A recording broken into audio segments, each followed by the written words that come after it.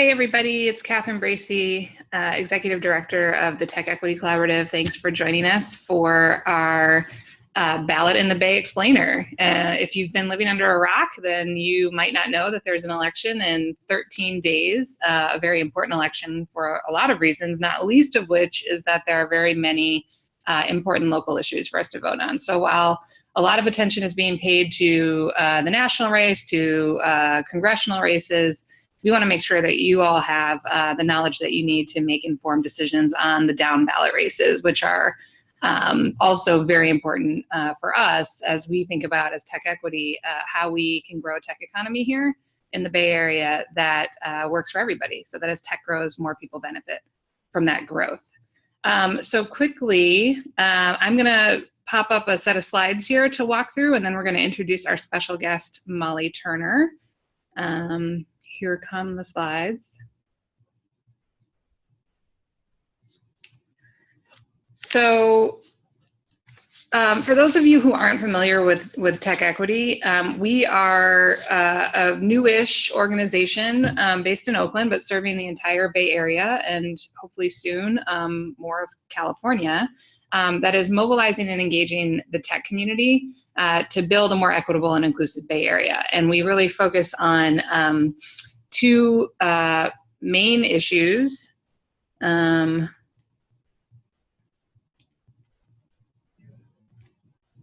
Sorry, gonna go one more slide ahead. Two main issues, housing and affordability. So this is a lot of what we're gonna talk about today in terms of things that are on the ballot, but also workforce and labor. So we all know what the housing crisis is here in the Bay Area, and the inability of people down the income scale to stick around as the economy starts booming is driving the inequality that we all see around us every day. And so in order for us to live in a place where a growing tech economy is creating more opportunity for more people, obviously people across the income spectrum need to be able to live here.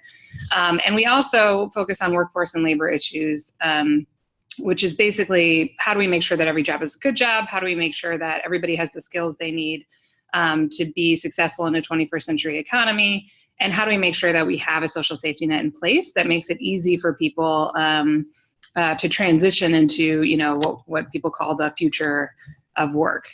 So there are a couple of those related issues on the ballot, but mostly what we'll be focusing on is housing and affordability issues.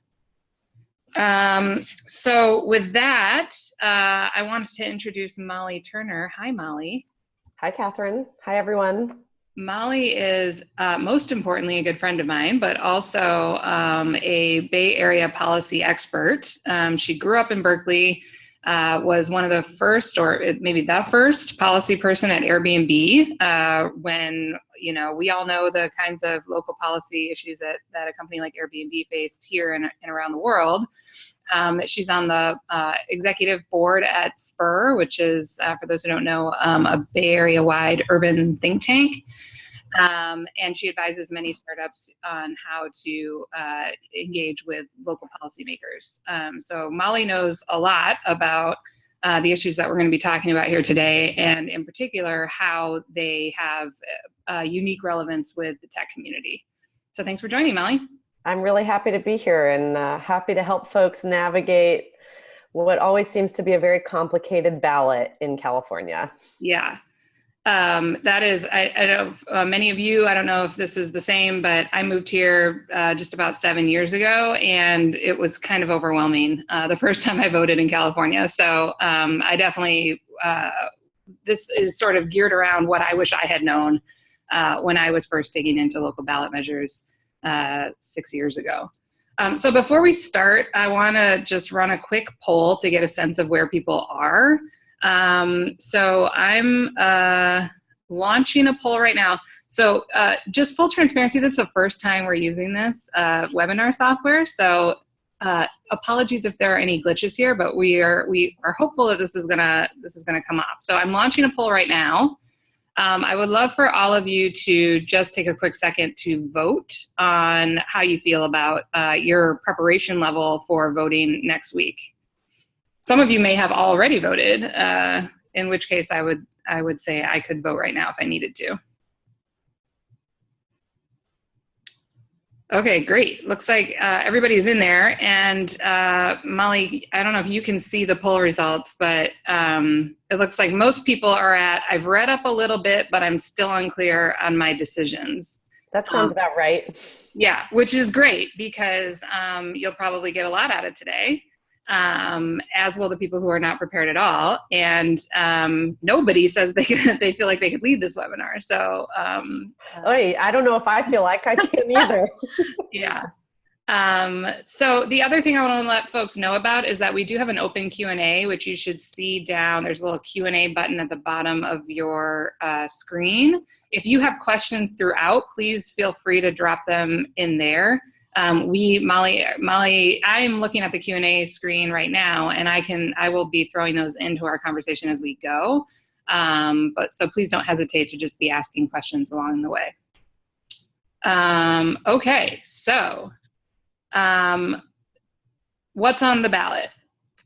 So, I mean, many of you probably have your ballot if you are a permanent vote by mail voter. I have chosen to do that in the past just because, you know, with my travel schedule, I never really knew whether I was going to be home on election day to actually go to, you know, my polling place.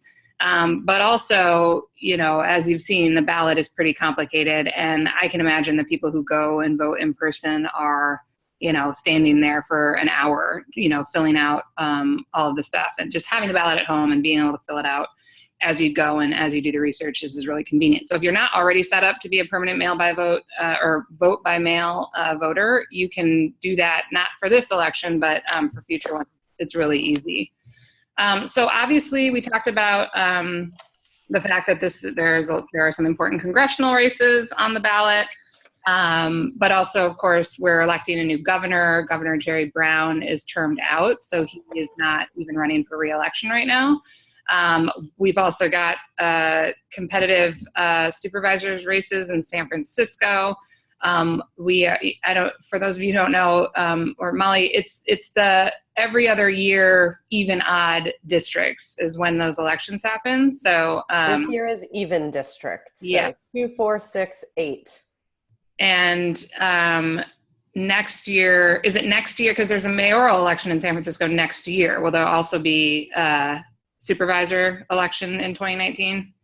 Or will it happen in 2020? Probably 2020, right? I think 2020, but you've already stumped me. Yeah, well, we'll be back here next year regardless in November to talk about a very important San Francisco mayoral race. And if there are supervisor races on that ballot, we'll be talking about them. The mayor of Oakland is also up for re-election. Libby Schaaf is running for re-election, and she's up against a couple of challengers.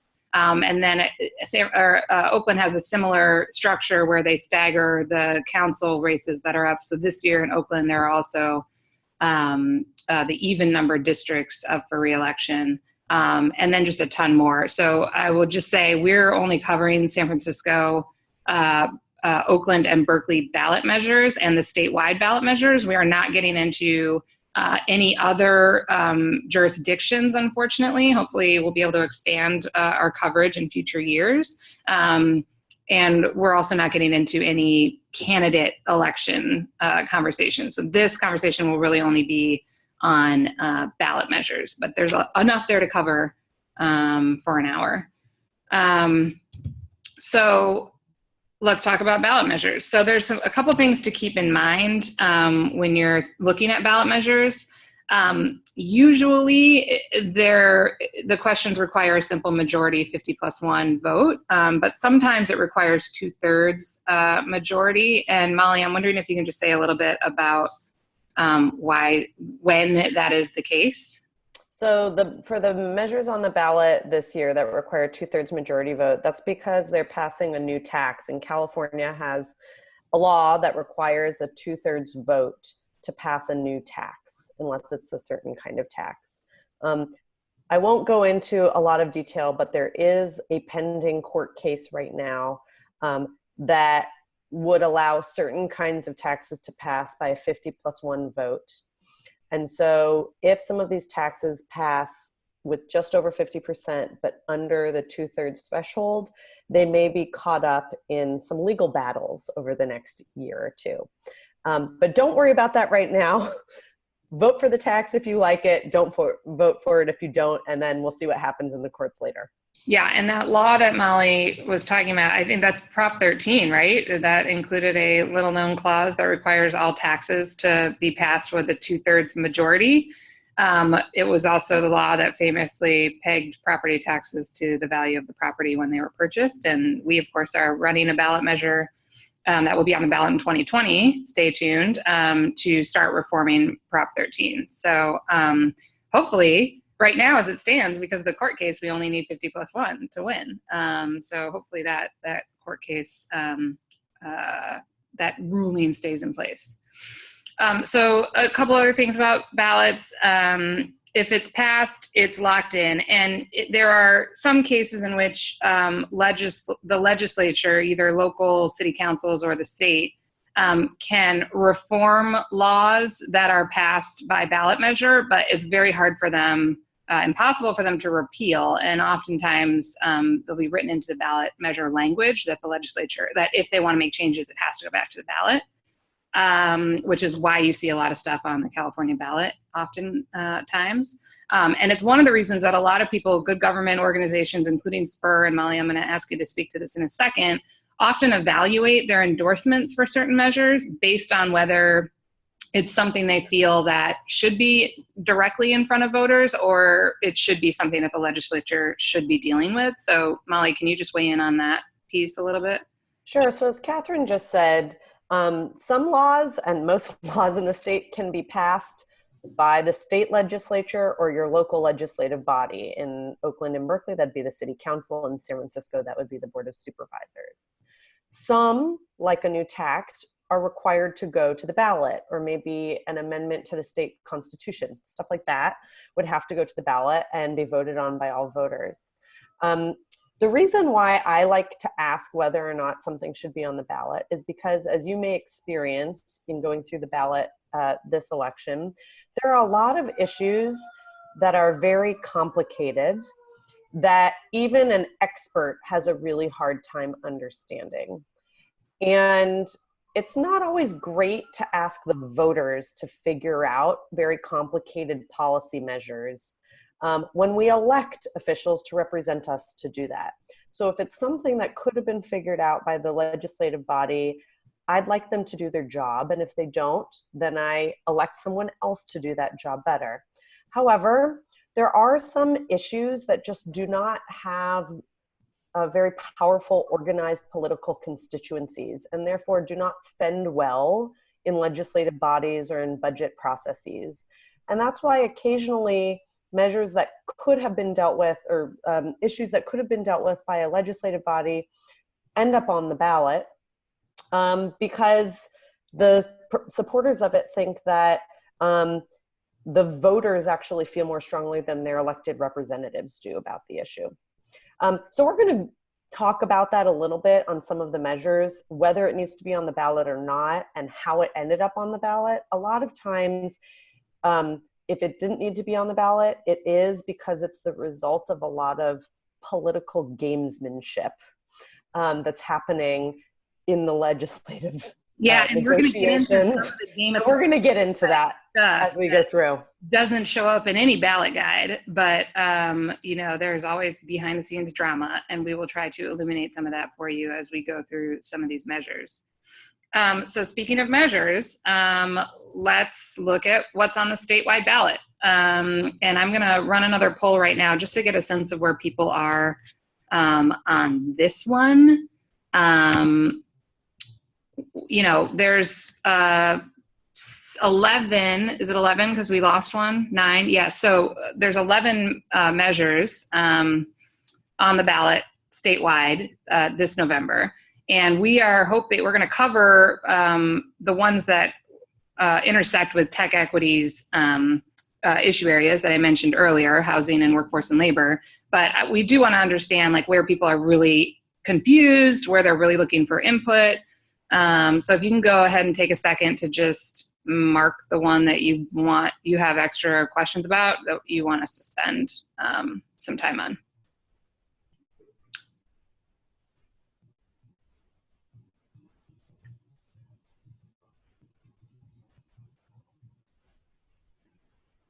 So we've got about half of you in there just waiting for. Don't forget to scroll. Prop 12 at the bottom might be cut off, so scroll down to check that out. So people are getting in there with the animal welfare. All right.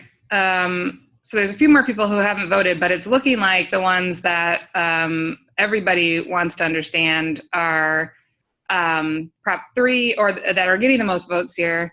Props 1 and 2, which we are going to cover, the affordable housing and homelessness bond measures, and the water bond. I apologize in advance. I don't know a lot about that one. Maybe Molly does. I can say a few words about it. Okay. I have a lot to say about Prop 5, the Prop 13 expansion for seniors. I have 0 things to say about daylight savings time. I know that there are people who feel strongly about daylight savings. I have thoughts on that as well. I am not one of them. And then Costa-Hawkins Act repeal, which we are going to spend a significant amount of time on because it is one that is both very intersectional with our work and complicated and controversial. So actually I can share these results with everybody. All right. Pretty much all of them. Yeah. Well, the Children's Hospital bond, like, who doesn't want to vote for money for children's hospitals? That one seems pretty straightforward for people. Okay. So, like I said, we are not going to go through all of these, but we are going to touch on the ones that intersect with our work. And then I will ask Molly to say a few words about the water bond. Actually, Molly, should we start there? Just so as we get into housing, where it's an easier transition. Sure. I can talk about the water bond. So the water bond is a measure that would authorize the state to issue $8.87 billion in general obligation bonds for a variety of things to fund water supply projects, such as water supply conservation, infrastructure, environmental improvement projects all over the state. Specific things it would support are safe drinking water, the implementation of a sustainable groundwater management act, watershed and wetland restoration, habitat conservation, urban and agricultural water conservation, and stormwater management. So you can see it's pretty wide ranging in the things that it funds. It was not put on the ballot by the state legislature. In fact, I believe that this measure could have been dealt with by the state legislature. So voters didn't have to vote on it. However, it was put on the ballot by a signature campaign. So supporters of these issues went and collected signatures to place it on the ballot. So is this, I have heard a lot of talk about, the Delta project and Jerry Brown wanting to build another something or other to get water to Southern California or something. Is that related to this? I don't know. Okay. All right, folks, I apologize. Water bonds are not our deal, but we will, who has done a lot on this, and we'll get to other resources later, is KQED. They have a great election explainer, including episodes on every state measure on the forum program. So I know they covered this, and we can send it around to people who participated as well. I would just say SPUR, the organization that I'm on the board of, does support Prop 3. It funds a lot of really important water infrastructure. But if you're kind of a good government stickler who wishes this would go through the regular legislative process and that you didn't have to vote on it on the ballot, you might oppose it for that reason, or maybe because you oppose some of the allocations of the funding. SPUR has a pretty good write-up on that. Great. And then before I get into props 1 and 2, which we're going to kind of take together, I want to answer a question that came through the Q&A. And if you join late and you want to ask questions while we're talking, just click the Q&A box at the bottom of your screen and drop questions in there. We'll try to answer them as we go. If I have already marked part of my ballot but changed my mind in the session, can I change my vote or at least make the question unreadable so I'm not voting for something I decide I don't support? In that case, what I would do is take your ballot on election day to your polling place and ask them for a provisional ballot. I don't know how the rules around that would be. I think that they would just destroy your ballot there, give you another ballot that you can vote on November 6th, and then I believe it will only be counted if something is close and they do a recount, like how they take provisional ballots into account. So that's what I think would happen. If that's not possible, can I make the question unreadable? I guess so. I mean, I guess if they can't determine if you like voted for both yes and no on a ballot prop, they couldn't determine which way you were voting, they would have to throw it out. I don't know that for sure. But I can't see how they could take it as a vote either way if you had marked both boxes. What it won't do is screw up your whole ballot. So you can vote on everything else, and I think that the rest of your ballot should be valid. You can also not vote on things and leave those blank, and all the rest of your votes will still be counted as well. So if there's like something you just don't feel strongly about or don't feel like you know enough about it to vote on it, you can leave it blank and the rest of your stuff will still count. Okay, so props 1 and 2. So these are really important for us at Tech Equity. About eight-ish years ago, Governor Brown eliminated something called redevelopment agencies, which had some issues locally. They were meant to be sort of, economic development for blighted areas. There were a lot of questions around where they actually spent money.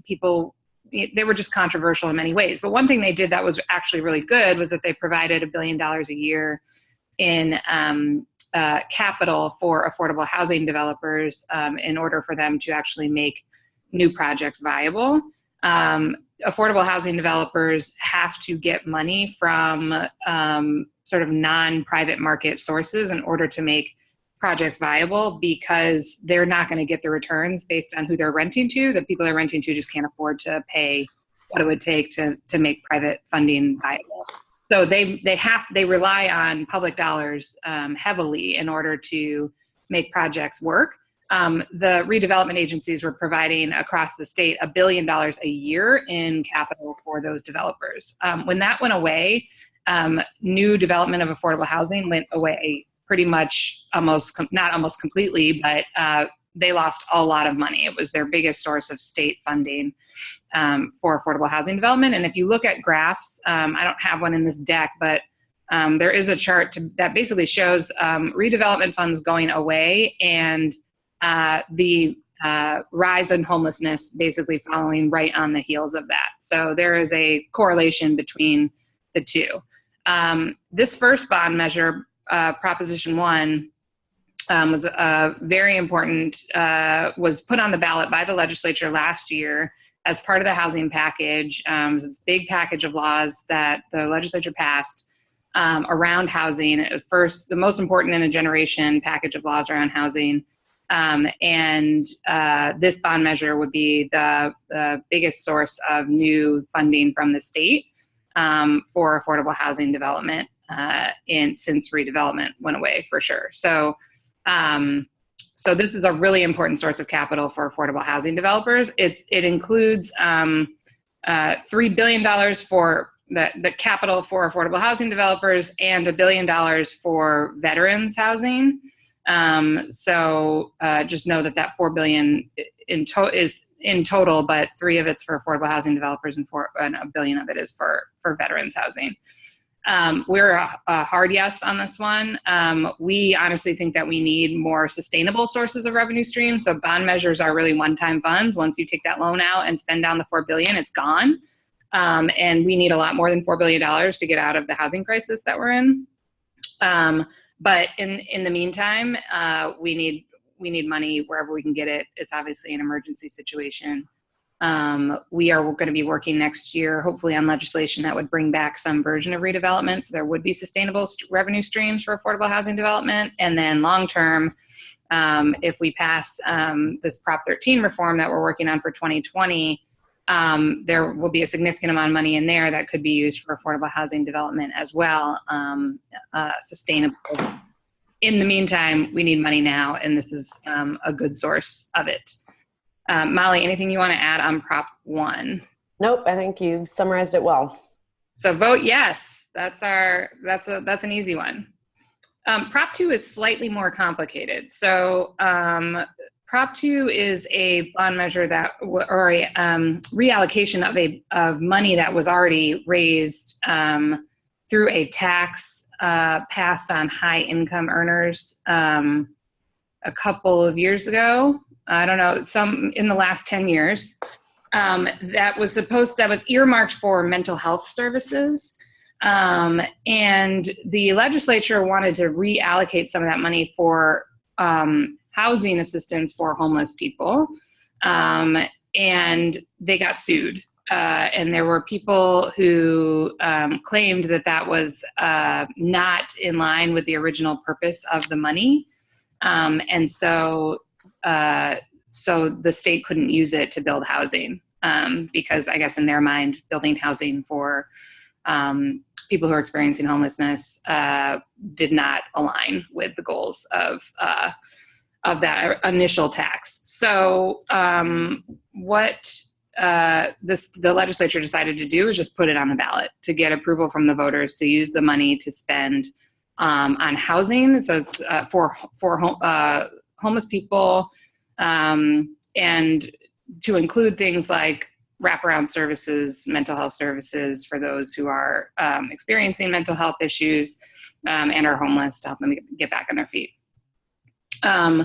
We're a hard yes on this one as well. Obviously, like I said, it's a little bit more complicated in that it's not just a straight up, bond allocation for to build new housing. But it is something that we view as really necessary. There are many folks in the mental health field who feel like for those who are homeless and experiencing mental health issues, that having a roof over their head is a pretty important element in getting them stabilized. So figuring out how to provide both housing and wraparound services with this funds is the intention of the proposition. The only thing I would add to this is, as Catherine alluded to, one, you can't really help someone who has mental health or substance abuse issues who does not have a home. Imagine how difficult it is to live on the street and then to have all of these other health issues you have to deal with. And so permanent supportive housing has been proven time and again to be the best long-term solution to helping these kinds of folks in need. And we're going to talk about Prop C on the San Francisco ballot later, but Prop C is raising money for San Francisco, partially to fund more supportive housing units. But if the cities are left on their own to fund this very expensive solution to our hardest cases, that's problematic. So we can use all of the funding we can get from the state level. And I don't think we're going to expect any more funding from the federal level right now, but maybe one day we can get more funding for this kind of stuff at the federal level. Yeah, and I mean, to that point, our housing crisis generally, and also homelessness in particular, are not city-specific issues. So trying to solve these issues at a city level is not, necessary, but not sufficient to solving the problem, right? So we're over here in Oakland, Molly's in San Francisco. I don't think that you can sort of separate the unhoused populations in those two cities, really. I mean, jurisdictionally, people do it, but for all intents and purposes, it's a shared issue. And so lacking any sort of regional authority that can, provide funding for this or create mandates to help cities in the region address this. We have to look to the state. And so this does that. I will make one correction on this slide. It's actually not a bond. So I know it says bonds on the state to use $2 billion in bonds for mental health services. It's actually a tax on very high incomes that goes into a specific fund that has restrictions on how that money can be used. So the total amount of the fund is $2 billion. And what would be pulled out of it would be $130 million a year is how I understand it. So I just wanted to make that piece of it clear. This is not a bond measure where it's one-time money that runs out at some point. Okay. Moving on. Oh, my favorite, Prop 13. Well, Prop 6 on our ballots. Prop 5. Prop 5 on our ballots. But it is related, it's very related to Prop 13. So Prop 5, I won't go into too much detail about Prop 13. I said earlier what it is, pegs the property taxes you pay to the value of your property when you buy it. It's got all, as in addition to starving the state of much needed money, it also creates crazy land use incentives. And one thing that people have argued that it does is that it keeps people in homes that are too big for their lifestyle. People don't want to move because, if they go buy a new house, then their property taxes are going to be much higher than what they're currently paying. So you get a lot of sort of empty nesters, older people who are living in huge houses that they raise their families in, but are, and those houses aren't turning over faster, so that, housing prices go up. So this ballot measure, the surface, what it is saying is that it would let older people, take their property tax rate with them when they move. So they, it takes away that like disincentive for selling their house and downsizing or whatever, because they aren't going to get this huge increase in property taxes when they go. However, it would cost us another $1 billion a year. And I would also, another thing to note is that we already have, like, if you're moving within the county and you're over a certain age, you get to take your property tax rate with you already. And there are reciprocal agreements across 11 counties. So if you're moving within the county you're currently in or to one of those other 11 counties, you can already take your property tax rate with you if you're over the age, I think it's like 55 or 60. So that feels like why are we addressing this, right? It's homeowners who are, sitting on very valuable property. They can already move if they need to lots of places. And it would cost us $1 billion more a year. The other thing, and this is where the Game of Thrones type stuff starts coming in. We think that the realtors put this on the ballot this year because they were scared that our Prop 13 ballot measure to remove protections for commercial and industrial properties was going to go on the ballot this year. And so they wanted another Prop 13 measure that looked on the surface of it to be very friendly to homeowners to also be on the ballot so that they could, drive up turnout for homeowners and kind of create confusion among voters about these two Prop 13 initiatives. They are currently not putting a lot of effort behind it. They actually were even negotiating with the legislature to take it off the ballot at some point after they found out that our thing was not going to be on the ballot until 2020. And so this is like bad all around. It's bad policy. It entrenches Prop 13 protections even further, and it was put on the ballot in bad faith. So we're a hard no on Prop 5. Molly, anything to add to my very vociferous opposition to Prop 5? Just agreement. Prop 13 is no bueno. Neither is Prop 5. All right, Prop 6. This one doesn't really have a direct nexus between our focus areas, but it's so important that I wanted to make sure that say it does. Oh, okay. Well, Molly's going to tell us why. I think it's a little bit indirect, but I think it's very important for us. It's so important to the future growth of the state that I felt like we needed to take a position on it, and so we did, which is to vote against it. And Molly's going to tell you a little bit more about why. Hopefully, you all understand how housing and transportation are related. The housing affordability crisis is contributed to by our lack of efficient, affordable transportation infrastructure.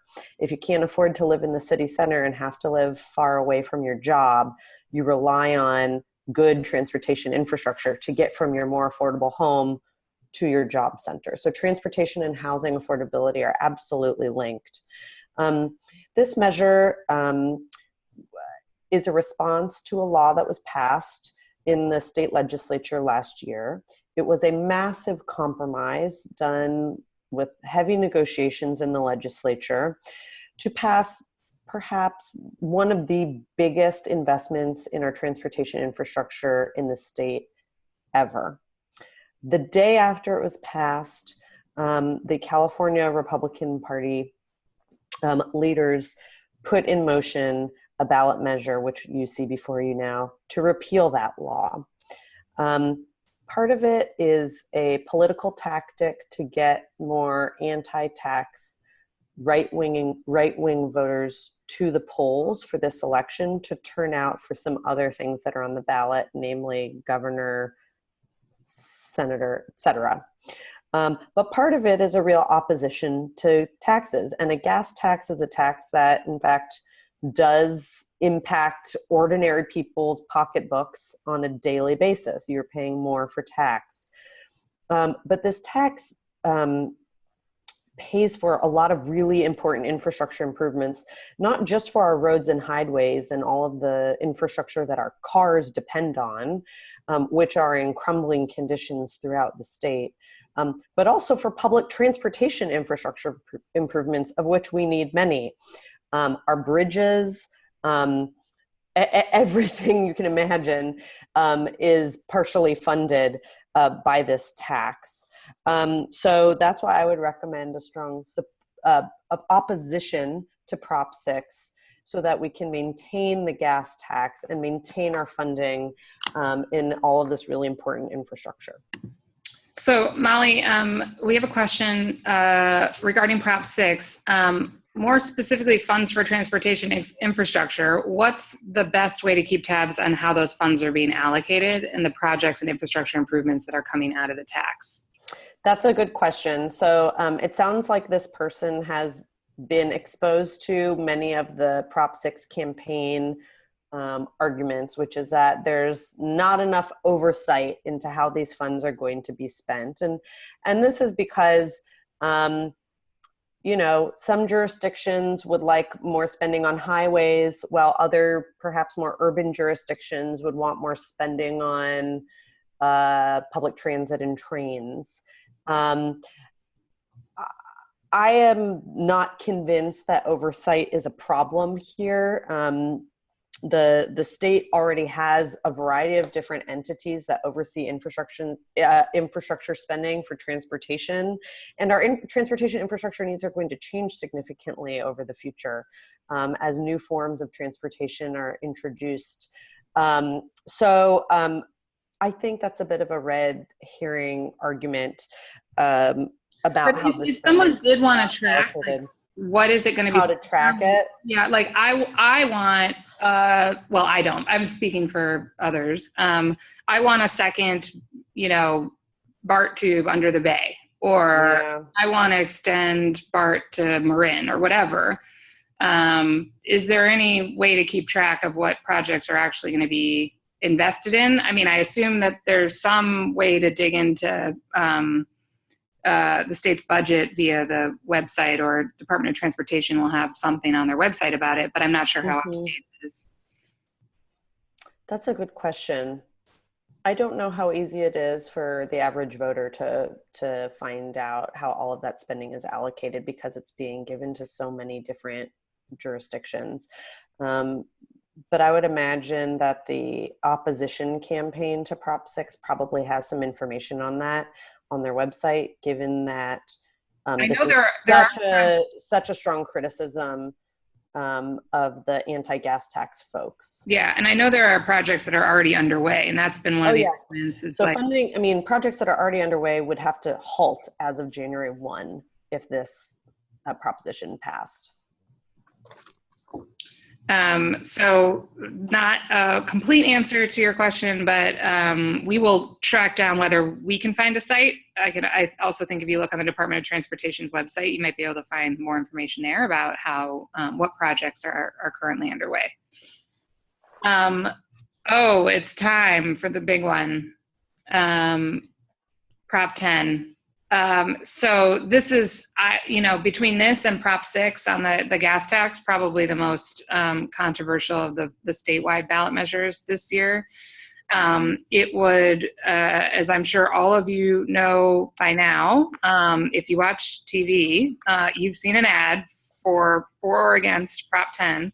It repeals Costa-Hawkins, which is the state law that bans rent control on anything that was built after 1995, and there's an asterisk there for cities that had a rent control law that predated 1995. It's for anything in that city that was built after the rent control ordinance was passed. So in Oakland, for example, the rent control ordinance here was passed in 1983. So Costa-Hawkins bans rent control on anything built after 1983. It also covers all single-family houses. So all single-family homes in the state are exempted from rent control. So there are, tenant rights activists who have been working tirelessly for decades to get cities to adopt new rent control ordinances, despite the fact that even if they passed locally, they would not apply to buildings that are built after 1995. And this has been sort of a holy grail kind of thing for those organizers for a while. It's like, we need to remove these restrictions so that when we're passing local rent control ordinances, they can be more, have more broad applicability.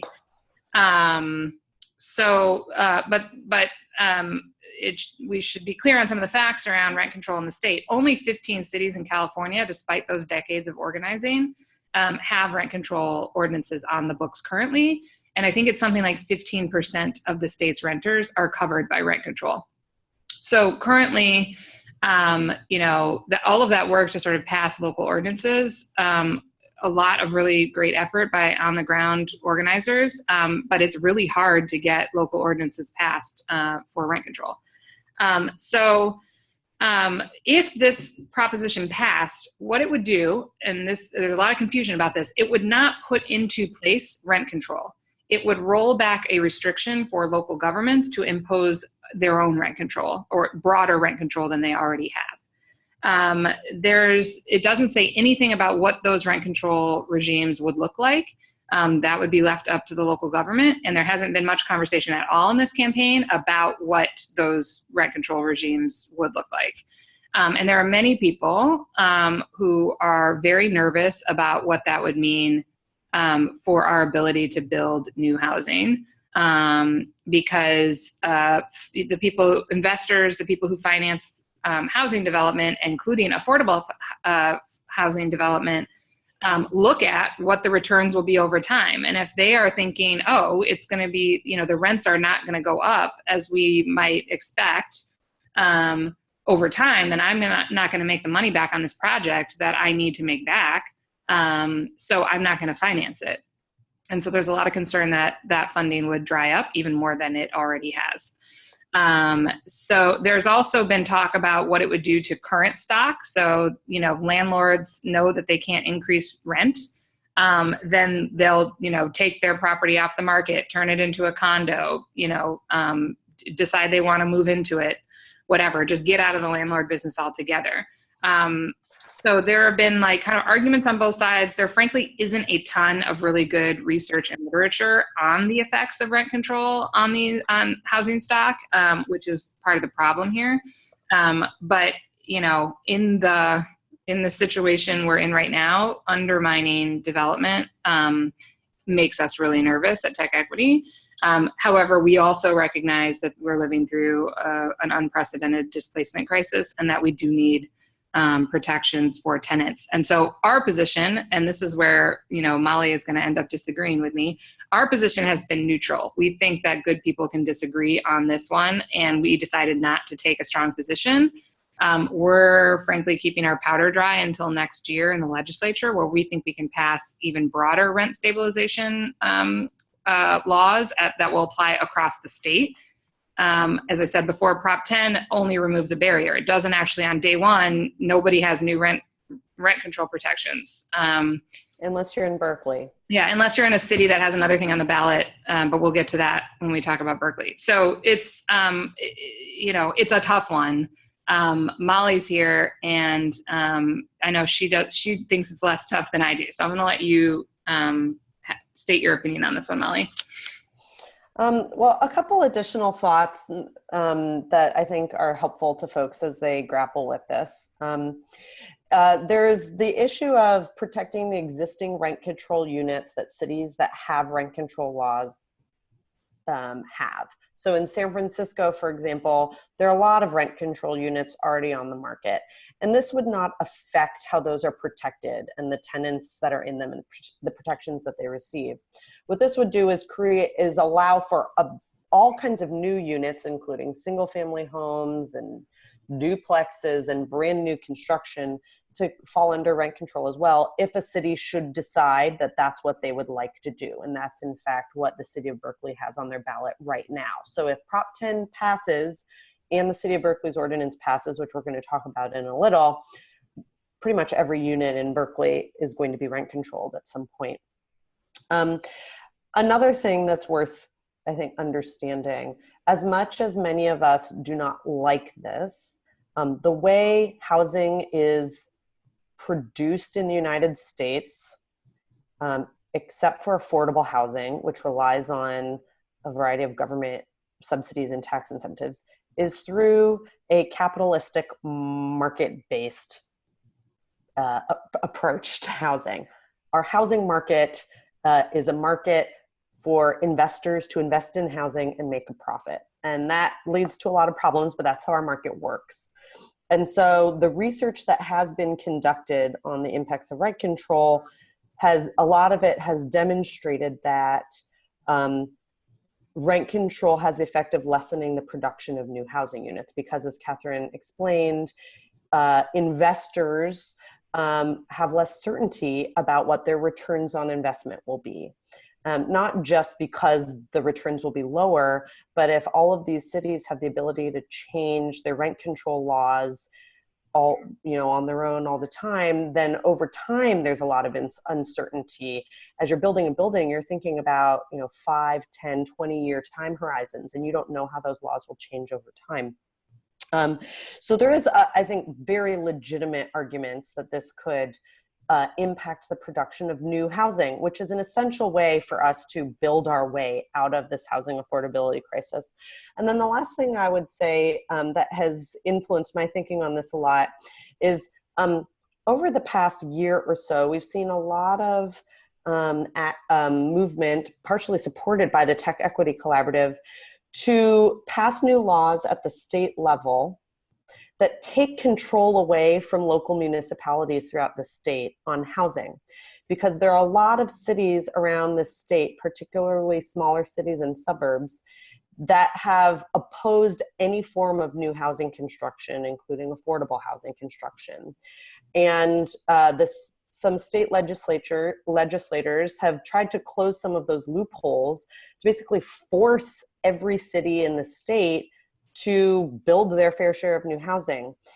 Prop 10 would kind of go in the opposite direction of that momentum and give more local control back to cities. And there are some cities like Berkeley that have every intention of trying to maintain housing more affordably by passing new rent control laws. But there are other cities in the state that would use rent control to basically halt all housing production altogether. So Marin could, in bad faith, pass a rent control ordinance that was very strict. in order to prevent. Or just stop housing construction because they know that it would make it basically not pencil for the developers, and so no housing would get built. And then the last thing I'm going to say really briefly, quick, because we got to get on to local ones. We only got 10 minutes left. Is there are a lot of other solutions that have been proposed to protect tenants and affordable units and produce new ones that do not involve rent control. And in fact, those were being negotiated in the state legislature before this was put on the ballot. And tech equity will be advancing some of those here in the passage of this may make it more difficult to pursue some of these other more compromised solutions that that protect tenants while still promoting new development of housing. Okay, I'm going to quickly disagree on that, and then we're moving very quickly through the local ones. I think we're going to be working on some of those solutions, and if you can find on our blog our full explanation of why we took a neutral position on Prop 10. It includes a link to a blog post I wrote a few months ago that includes the policies that we want to advocate for that we think are just better, far better than what we currently have or what Prop 10 would give us. But if the landlords get a huge win on this one, if Prop 10 loses big, then they're not going to be in any position or they're not going to have any desire to negotiate with us on some other rent stabilization measure. And they have proven time and again that they don't care about renters, frankly. They are not, they are very hardline ideological lobby in Sacramento, and their power needs to be diminished if we're going to get to reasonable tenant protection. So I have a lot of misgivings. I think people can go either way on this, but if Prop 10 loses big, then we are going to be in a worse bargaining position next year when it comes to the stuff that we want to push for. So moving on to Prop C in Sacramento, in San Francisco, which, you all, I'm sure, have been following the drama on Twitter related to this. Molly, I'm going to let you give the briefest. We've endorsed it. We're actually asking tech workers to show up at a rally for Prop C. When is it, Marion? Tomorrow? At 11:30. At 11:30 in Civic Center. To rally for Prop C. There's a petition going around for tech workers to sign if they support Prop C. We're on board with this. Molly, Spur has also endorsed it. Yeah, in brief, this is a gross receipts tax on businesses that earn over $50 million a year. That applies to about 300 or 400 of the couple thousand businesses in San Francisco. And that tax would go to fund a variety of different homeless services, including permanent supportive housing, creating more shelters, creating more beds in the hospitals for folks dealing with mental health and substance abuse issues, but then also prevention programs. So funds that people can use to pay their rent or other bills so that they don't get evicted. It has been quite controversial because it's another business tax, and there is some fear that this will hit some businesses, particularly tech businesses, pretty hard and perhaps cause them to leave the city because it's untenable.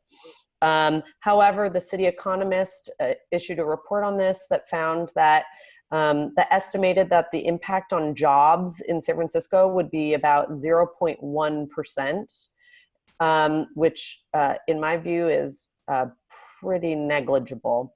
That said, I don't doubt that there are certainly some tech businesses like Stripe that have done the analysis and found that this might impact their bottom line a lot. But you should know. Quick question. I do have a question about London Breed and Scott Wiener's opposition, which I found weird. It just was interesting that they were opposed to it. And they claim that it's because of accountability. Can you just talk more about that argument? Let me just say a couple other quick things. Okay, so we're running out of time. Okay, so the city does know how much it's spending on homeless services right now, but it's hard to know exactly how. So for example, we have a Department of Homelessness and Supportive Housing in the city, but of course there are other city departments that deal with homeless people, like the police department or the fire department. And there are a variety of nonprofit organizations that receive public funding to provide services to homeless people. And until a couple months ago, the city didn't have a database that could track all of the spending and know which individuals are receiving services from which organizations and how much is being spent in total on all of these people. And so we still do need some time as a city to understand exactly where all the money is going and to optimize that. But I think that Tech Equity Collaborative supports this. And I personally support this because I believe that we do, in fact, need more money to solve this crisis. We need to build more shelter beds in San Francisco. We need to build more permanent supportive housing units. So we need more money. And I do not believe that taxes have as big an impact on companies' location decisions as people might say they do. And in fact, there's a lot of research to support that. And California and San Francisco have one of the highest costs of doing business and tax burdens in the country, and yet all of these businesses chose to locate here in the first place. So that's why I support this measure. Okay, great. So again, we endorse it. Yes, I'm Prop C, but I'm enjoying all of the drama on Twitter. Okay, quick run through of the Oakland measures real fast. We have taken positions on the vacancy tax, which is Prop W. That one is slightly controversial in that, and Spur actually gave a no on this because of that good governance view that they take on some ballot measures. They didn't think that the city was really set up to administer or implement it well, despite the fact that they thought it was on paper a very good policy. We kind of took the, well, on balance, it is a smartly designed policy in the sense that it taxes the thing that is causing the problem. And it's also this reflection of, vacant properties, which people don't have an incentive to develop because their property taxes are very low, is a reflection of one of the side effects of Prop 13. So that also played into our decision. There's a real estate transfer tax increase. That's measure X. That one we think is super smart too. It just turns the current real estate transfer tax into a progressive tax. So currently every real estate transfer is taxed at 1.5%. This would lower that percentage for less expensive houses and increase it for much more expensive houses. I think over $1 million. $1 million. So that's a yes for us. It would add about $10 million a year to Oakland's general fund, which is much needed. And then just cause exemption. This is somewhat complicated, but it basically just expands Oakland's existing just cause protection laws, which means you can't evict people from their units unless you have a good reason to, like they're not paying their rent or they're breaking the law or something like that. It expands that to cover smaller units, which were exempted from the original law. And then a minimum wage increase for hotel workers, which we also support. So yes on those W, X, Y, and Z in Oakland. Quickly on Berkeley, there's a housing bond. That's an easy yes. This is just like the statewide level, but it would be local money to support affordable housing development in Berkeley. Measure Q, which is Berkeley's, we talked about this earlier during the Prop 10 conversation. They have included, we have taken a no position on this. Typically, so what the amendment says is if Prop 10 passes, we will institute a law in Berkeley that extends rent control to anything that was built 20 years ago or older, I guess. So it exempts properties that are that have been built in the last 20 years. But it also includes, and we think that kind of revision of something like Prop 10, or sorry, Costa-Hawkins would be smart. But what this ordinance also includes is vacancy control, which means that all of those units are rent controlled forever, even after people move out of them. They're not ever raised up to market rent. We think that that can be a real drag on housing stock, and we're not for vacancy control. So that's why we took a no position on it. So that's all of the ballot measures. Molly, any quick last thoughts on any of the other local ones that you want to throw in there? I would just say, if you are uncertain or confused by a ballot measure, the safest vote is a no vote. They can always come back to the ballot. Or leave it blank. Yeah, or leave it blank. Okay, great. We will send the slides around to folks, so you have them. We also have our ballot guide, which we will send you if you want to dig more into some of this stuff. And we wrote blog posts on all of the statewide measures that we're endorsing, and sort of a wrap up on the ones that we didn't take a position on, that you can dig into as well if you need more resources. I want to thank you guys all for coming to Tech Equity's very first webinar. I'm going to skip these other slides with additional resources, et cetera, because you're going to get the deck and you can dig in, but there's a lot of stuff out there that's really, really informative that we have used to write our ballot guide. And so if you want more resources, you can access those as well. Thank you guys very much. If you're not already a member, please join, and we hope to see you at a future event. And thanks to Molly for spending her afternoon with us. Sure thing. Good luck, everyone. Get out there and vote. Yes, early and often. Bye.